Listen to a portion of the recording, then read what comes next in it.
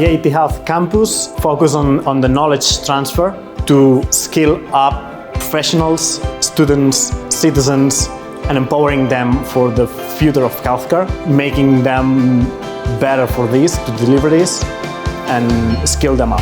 Entrepreneurship Lab is part of the EIT Health Campus portfolio, and it's a project targeted at students with different backgrounds and experience. By introducing real-life challenges, we teach our students about innovation and entrepreneurship.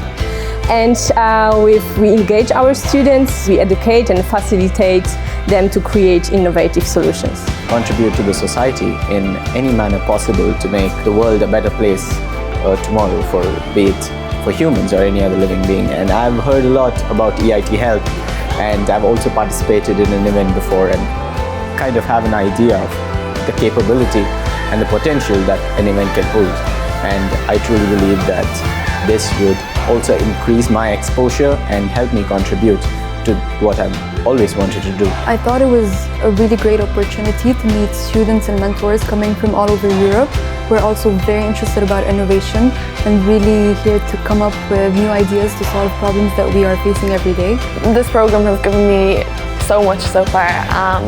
I'm a medical student, and it's really broadened my perspective as what I can do, not just go and be a doctor. Like, I think I can have I know now that I can have a bigger impact by creating and innovating. I learned so much, just design thinking, teamwork, and I met some really great people, so yeah, definitely worthwhile. The escape game is to sensitize the students and teachers, anyone who wants to learn about the prototyping process, that they can make their ideas come true. In our game, they use the tools so that they are able to understand the process of prototyping, which is actually to go from a low fidelity prototype to a high fidelity prototype, and not only have a product at the end.